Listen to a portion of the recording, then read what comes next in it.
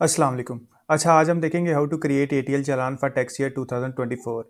जिन लोगों ने अपनी 2024 की रिटर्न ड्यू डेट तक सबमिट नहीं की, ड्यू डेट हमारे केस में थी 31 अक्टूबर 2024, तो उनको एटीएल में आने के लिए 1000 का सरचार्ज पे करना पड़ेगा। तो जैसे ही वो 1000 का सरचार्ज पे करेंगे तो विद इन अ डे उनका नाम एटीएल में आ जाएगा। तो एटीएल के चालान को देख लेते हैं किस तरह बनेगा। सबसे पहले गूगल पे जाऊंगा। अच्छा, गूगल पे जाने के बाद आप सर्च करेंगे आईआरएस एफबीआर। तो आईआरएस एफबीआर सर्च कर लेता हूँ। इसके बाद जो आपके पास पहला लिंक आएगा आप इस पर क्लिक करेंगे तो ये आपको आईआरएस की वेबसाइट पे ले जाएगा। तो ये जो आपके पास वार्निंग का साइन आ रहा है आप इसको सिंपली क्लोज करेंगे तो ये आपके पास आईआरएस का डैशबोर्ड आ जाएगा। तो वो आपसे मांग रहा है रजिस्ट्रेशन नंबर और पासवर्ड। तो ये रजिस्ट्रेशन नंबर में आपका सीएनएससी आ जाएगा और पासवर्ड में आपका पासवर्ड आ जाएगा जब आपने एनटीएन बनाया होगा। अगर आपने अपना एनटीएन नहीं बनाया हुआ तो आप ये नीचे जाके न्यू रजिस्ट्रेशन पे क्लिक करके आप अपना एनटीएन बना सकते हैं। जैसे ही आप न्यू रजिस्ट्रेशन करके अपना साइन अप कर लेंगे आपका आईडी पासवर्ड और पिन जो है आपको ईमेल पे चला जाएगा और आपके मोबाइल पे एसएमएस से रिसीव हो जाएगा। तो वही आपने लॉगिन पर्टिकल्स लगा के आरएस पे लॉगिन कर लेना है। तो आपने एक बात याद रखनी है कि सबसे पहला काम जो है वो ये है कि आपने एनटीएन बनाना है। आपका एनटीएन बनेगा ही तभी तो आप एटीएल का चालान क्रिएट करेंगे और तभी आप अपनी इनकम टैक्स रिटर्न फाइल कर सकेंगे।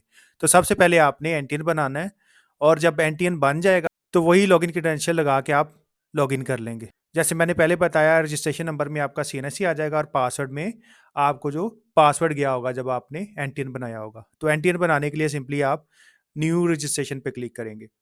एनटीएन बनाने के लिए आप मेरी वीडियो भी दे सकते हैं हाउ टू क्रिएट एनटीएन इन पाकिस्तान। तो उससे आपको आइडिया हो जाएगा कि आप अपना एनटीएन किस तरह बना सकते हैं।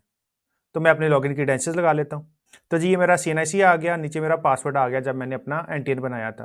तो इसके बाद सिंपली लॉगिन पे क्लिक करूंगा। तो जैसे मैंने लॉगिन पे क्लिक किया मेरे पास ये डैशबोर्ड आ गया। अब इसमें आप देख सकते हैं सबसे पहले आ रहा है file your return, manage your profile, FBR मालूमात, file your withholding statement, file your sales tax return, sales tax invoice management, do you need help, और एंड पे आ रहा है आपके क्रिएट योर ई पेमेंट। तो सिंपली ई पेमेंट पे click करूंगा। जैसे ही मैंने ई पेमेंट पे क्लिक किया तो ये आपके पास इस तरह का ये फॉर्मेट जो है चालान का वो ओपन हो गया। तो जैसे ही आपने ई पेमेंट पे क्लिक किया उसने जो आपके पर्टिकुलर्स थे टैक्स पे स्लैश विदहोल्डिंग एजेंट्स पर्टिकुलर्स वो उसने खुद ही उठा लिए। तो ये देखें जी सीएनआईसी पे टिक है क्योंकि ये इंडिविजुअल है तो इसका सीएनआईसी ही होगा। आपका सीएनआईसी नंबर आ जाएगा। उसके बाद आपका नेम आ गया। जब आपने एनटीएन बनाया होगा तो जो आपने नेम रखा होगा वो आपका इधर अपीयर होना शुरू हो जाएगा। आपका ईमेल आ रहा होगा, आपका एनटीएन नंबर आ जाएगा। सिटी आपने सेलेक्ट करनी है, ये देखें ड्रॉप डाउन बना हुआ है, जो आपकी रेलेवेंट सिटी है वो आप सेलेक्ट कर लेंगे। तो मैं सिंपली सेलेक्ट के साथ ये जो ड्रॉप डाउन है इस पर क्लिक करूंगा और जो भी आपकी सिटी है आप इधर से सर्च कर लेंगे। तो जी मेरे केस में गुजरांवाला था तो मैंने गुजरांवाला सेलेक्ट कर लिया। टैक्स ऑफिस आपका कौन सा था जी? जब आपने एनटीएन बनाया होगा और जो आप एड्रेस रखते हैं, सपोज कर लें आपने गुजरांवाला का एड्रेस रख लिया तो आपका आरटीओ गुजरांवाला बन जाएगा। आपने शेखपुरा का रख लिया तो आपका आरटीओ लाहौर बन जाएगा। आपने फैसलाबाद का एड्रेस रख लिया तो आपका आरटीओ फैसलाबाद बन जाएगा। तो ये आपने देख लेना है जी।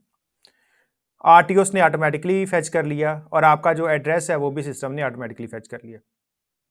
अब ये तो होगी आपकी डिटेल्स।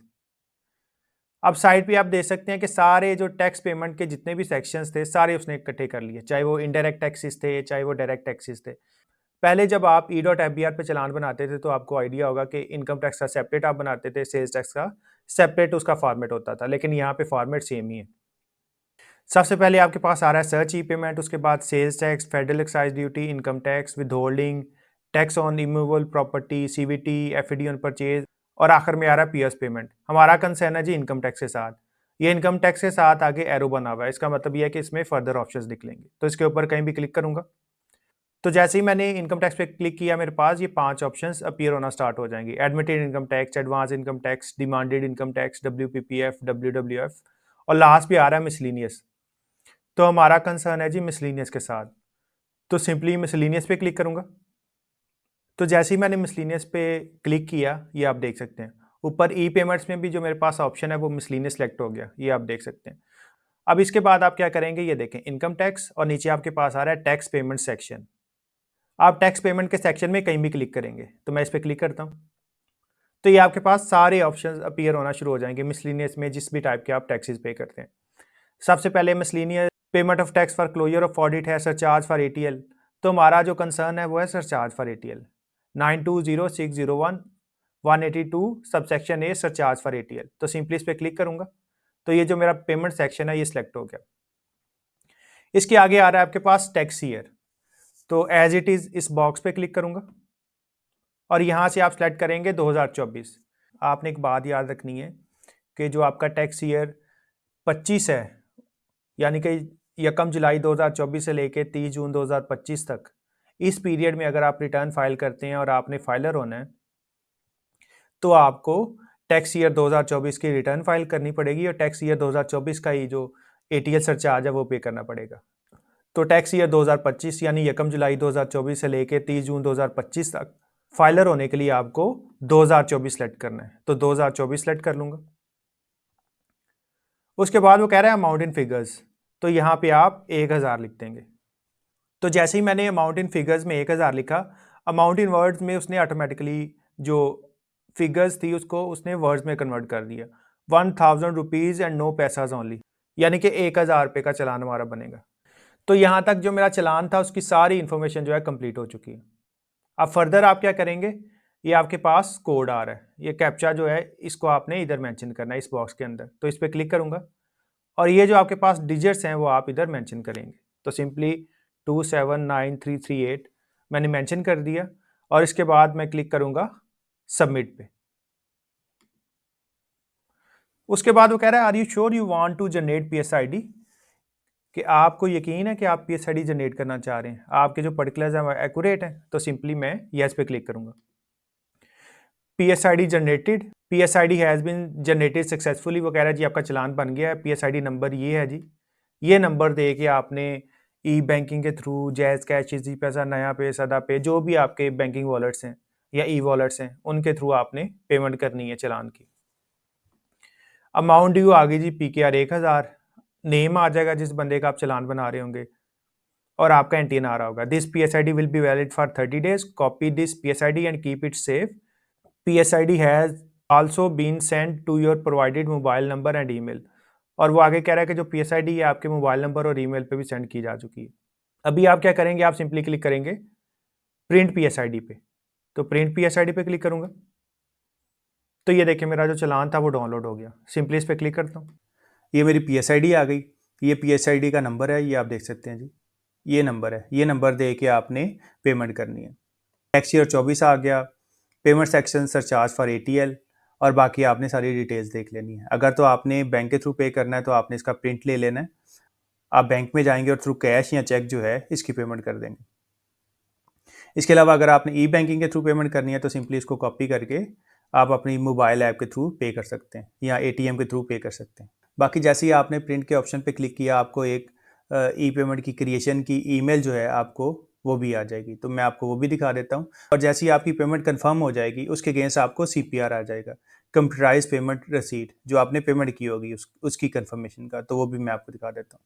तो ईमेल पे चलता हूँ। तो ये मुझे ईमेल आई है कि मैंने ये पीएसआईडी क्रिएट की है, ये आप देख सकते हैं जी, और वो पीएसआईडी का नंबर बता रहा है। अभी मैं आपको एक सीपीआर दिखा देता हूँ जो कंफर्म होके आया है। तो ये देखें, ये मैंने एक पेमेंट की हुई है और इसके अगेंस्ट मुझे ये सीपीआर की ईमेल आई हुई है। तो ये मैं आपको खोल के दिखा देता हूँ। Computerize payment receipt CPR IT, state bank का रेफरेंस है जी, alternative delivery channel ADC payment या ओटीसी पेमेंट, ये दोनों चीज़ें आपको पता है कि यही सिर्फ अलाउड है। पेमेंट सेक्शन आ गया 182A surcharge for ATL. RTO आ गया आपका, नेचर ऑफ पेमेंट मिसलिनियस रखनी है।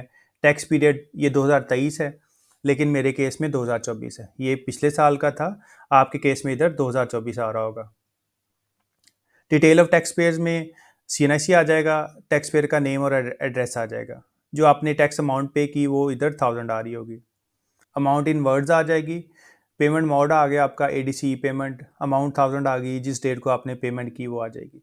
सो जैसे ही आपको ये सीपीआर आ जाएगा, आप अपनी टैक्स रिटर्न फाइल कर देंगे तो आपका नाम within a day ATL में आ जाएगा। आप टैक्स चालान पहले भी पे कर सकते हैं, रिटर्न फाइल करने से पहले टैक्स ईयर 2024 की, आप बाद में भी पे कर सकते हैं, ये आपकी अपनी डिस्क्रिप्शन है। सो इस तरह आप अपना जो एटीएल का चालान है वो जनरेट कर सकते हैं।